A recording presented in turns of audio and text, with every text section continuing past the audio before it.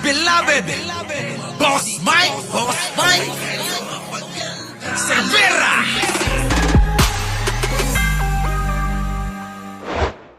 Eto, si Banat Bay, oh. Nakita ko yung pagmumuka, yung idol nyo.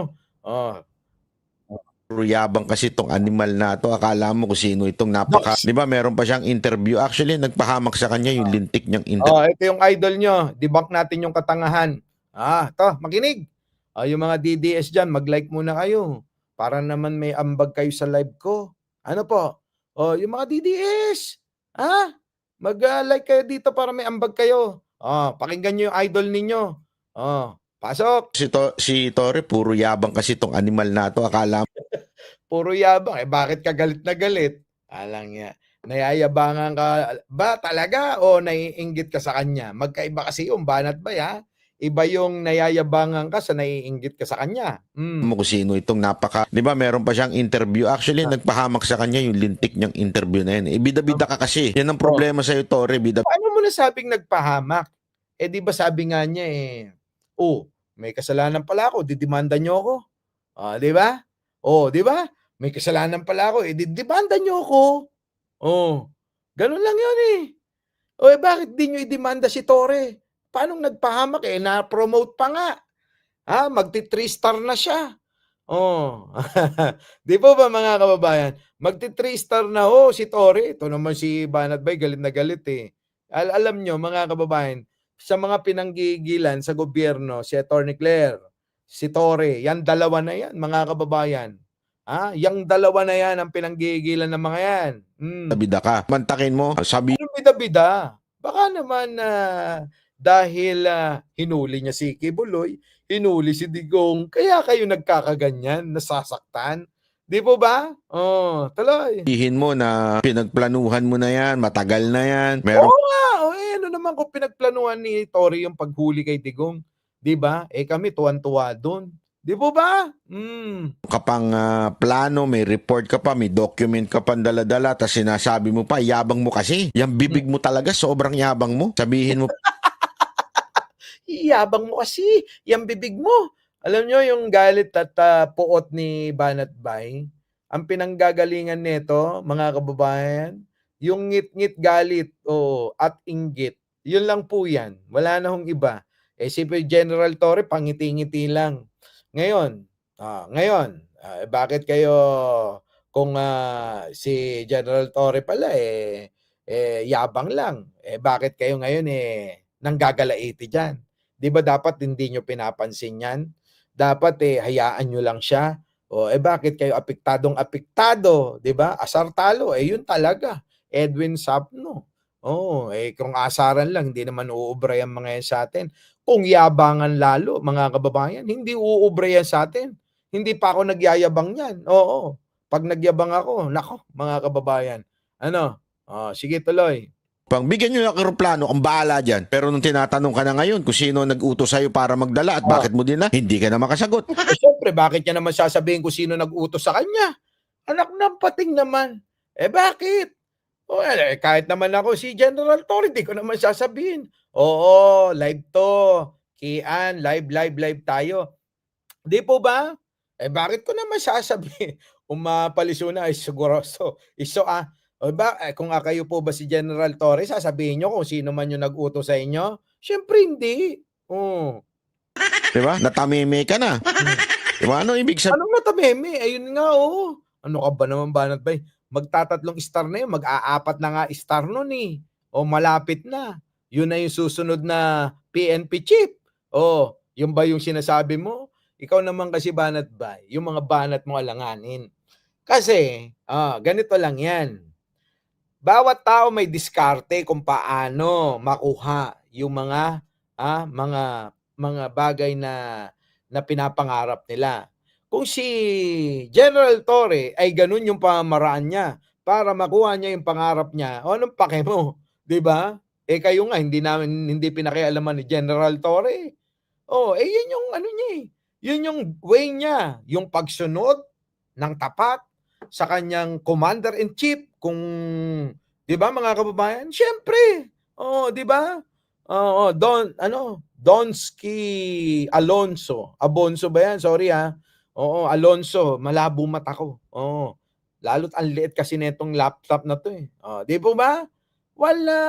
Oh, 'yan ang ano, legit na strategy. Sabi nga ni Arnold Lopez, hindi yung strategy ni Digong. Kayo lang nagsasabing may strategy pero wala naman 'yun. Kayo talaga. Oh, eh, ano nangyari kay Digong, 'di ba nakulong? Oh, eh, ano nangyari kay Digong, 'di ba si Tory ang nanghuli do'n? Oh, eh, ano nangyari si Digong kay Digong, 'di ba ayun nandodoon, ha? Nagpapaawa na lang. Uy, kayo naman, oo, yan niyo na, story. Sabihin po nun, wala ka pala. Wala yung tikas mo. Anong wala pala? Ang tikas mo. Eh, nakulong na nga yung amo niyo. Anong wala pa rin yun? Kahit na nakulong na si Digong, wala pa rin yung para sa inyo. Eh, yun nga yung pinanggigilan nyo. Nako, yun. Boy, banat bay. Yun nga yung pinanggigilan nyo, di ba? Oh, na ano, makulong si Digong. Tapos sasabihin mong, wala ka pala eh, puro yabang ka lang pala eh. O, eh, yun na. Walang yan naman. Ah, eh, buti sana kung hindi niya nahuli. Buti sana kung hindi na pa, ano, naiabot dun sa, ano, mga kababayan, naiabot dun sa dahig si Digong. Eh, nakulong na nga. Lang yan. Yung gigil nyo na lang yan, naiiwan. Ano po? Naiiwan na lang ho yung gigil nila. Hindi nila mailabas. Kaya sa salita na lang. Pero kung inyong pagmamasdan mga kababayan, halatang halata naman na talagang gigil, inis, galit, poot yung mga nararamdaman. Ano po? Tuloy. Wala yung tikas mo. Isang malaking katarantaduhan po pala yung tikas mo. Diba? Ano yun sa malaking katarantado yung tikas? Ang tikas nga niya eh. Uy, banat bay. Yung halatang halata ka. Halatang halata kang pikon na galit na inggit na ngit-ngit na ngit-ngit. Oo. Kita mo, ayun na nga oh. 'Di ba, Berto? Eh, una, sige buloy. Ano nangyari? Ba't wala kayong nagawa? 'Di ba dapat kayo yung puro lang yabang? 'Di ba sabi nyo, ayan na, nandito na kami. O people power na to. Gumaganon-ganon pa kayo nung hinuhuli si Kibuloy. O, nandoon kayo eh. Naka-live ka pa nga nun eh. 'Di ba? Tapos yung mga amuyong mong mukhang aso, ano, nandoon sila oh. Oh, himod sa puwet ni Kibuloy eh. 'Di ba? Ano nangyari? 'Di ba? Eto, mura kayo ng mura kay ano noon, kay Tore. Yung galit nyo talagang alam nyo, tawang-tawa kami nung lahat eh. Ano nangyari? 'Di ba nahuli pa rin si Kibuloy at nakalimutan na ng tao 'yun. Ngayon ang tanong, ipanalo nyo nga si Kibuloy? Sige na, ipanalo nyo si Kibuloy. Sayang naman yung mga binabayad sa inyo ni Kibuloy, 'di ba? 'Di ba? Aminin mo na binabayaran kayo ni Kibuloy. Eh yung appearance nyo diyan sa SMNI, 'di ba? Bayad naman kayo doon. 'Di ba lahat na binanatan ninyo, lahat na siniraan ninyo. Ano nangyari? Bakit hindi pa rin mapaangat si Kibuloy? Wala. Eh yun ang totoong mahina. Hindi yun si Tory na may napatunayan na naipakulong si Kibuloy, naipakulong si Duterte. Yun. Kung meron man the best dito, si Tory yun. 'Di ba? Mga kababayan, dali lang unawain 'yan. Pero wala. Sila mga kababayan, ano na naipanalo nyo? Sige nga, may naipanalo na ba kayo? Wala. Baka naman trabaho lang 'yan. 'Di ba? Tuloy. Bida-bida ka lang. Yun ang totoo. Wag na ho tayo magmaang-maangan, pero yun ho ang talagang nangyari ho dyan. Bida-bida. Bida naman talaga siya eh. Kung bida-bida, pwede mong tawagin bida-bida kung hindi na ipakulong si Kibuloy. Hindi niya nahuli si Digong. 'Di ba? Yung pwede mong tawagin bida-bida. Kaso hindi nga. Dahil kay Tore, nakulong si Kibuloy, nakulong si Digong. Yan.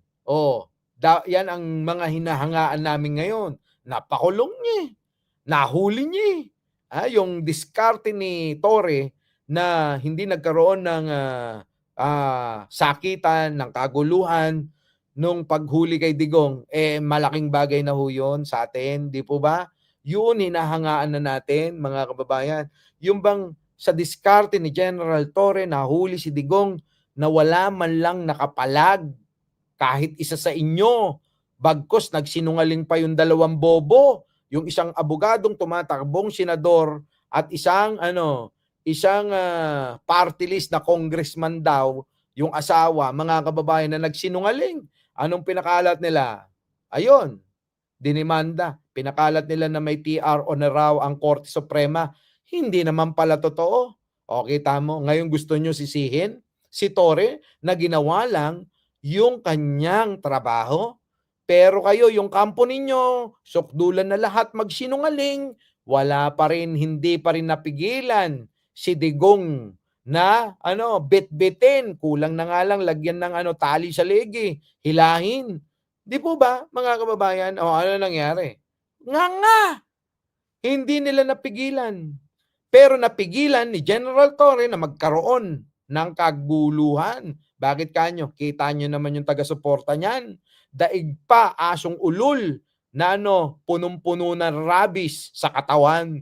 Yun po yun. Kulang na lang mga kababayan, pati yung mga pulis, kagatin na ng mga yan. O, tignan nyo na lang, wag na tayong lumayo. Sa screen na lang, makikita nyo na kung sino yung tinutukoy ko na aso na may rabies na handa ng kumagat kay Torre noon. Di ba, mga kababayan? Ha? Ayos ba? Yan ang sinasabi ko. Ha? Sino ang nag-utos kay Torre? Tanong mo sa akin. Tanong nyo sa akin kung sino nag-utos. Oh, di ba? Alam nyo, napakasimple ng unawain yan. Bakit tinatanong pa kasi? Di ba mga kababayan? Napakadali ng sagutin kung sino nag-utos kay Torre. Kailangan nyo pang itanong talaga.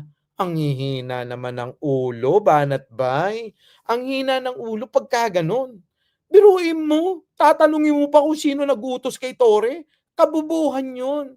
Diba? Dapat matik yun na alam mo na kung sino nag-utos sa kanya. Pero bakit tinatanong mo pa? Bubu. Diba? Oh, ang simple. Simple unawain. Oh. So mga kababayan, nako, alam nyo, gusto ko pa man sana na magtuloy-tuloy na tayo mag-live po mga kababayan. Kaya lang talagang madaling araw na ho rito. Tulog na ho lahat ng nasa paligid. So bukas ho, itatry ko kung mag-live ng maagang-maaga nang sa ganun mga kababayan, may masubaybayan kayo sa channel ko. Kasi medyo matagal-tagal pa ho ako rito baka umabot pa ho ako ng katapusan. Ano po? So matagal tayong hindi magkikita-kita sa channel. Pero sisikapin natin yan. Ano po? So mga kababayan, hanggang dito na lang. At syempre mga kababayan, maraming salamat sa inyong pagsama. At bago tayo maghiwa-hiwalay mga kababayan, huwag niyong kalimutan ang mag-like, mag-share at mag-subscribe. Ano po? So, hanggang dito na lamang po. Maraming salamat po sa inyo. Ako po ang inyong lingkod mula sa North Korea. Mike Cervera po, laging nagsasabing, mahalin natin ang ating kapwa, ipagdasal po natin lagi ang ating bansa.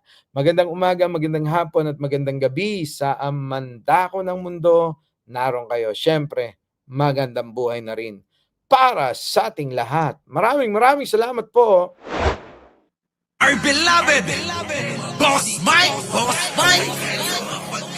Cervera.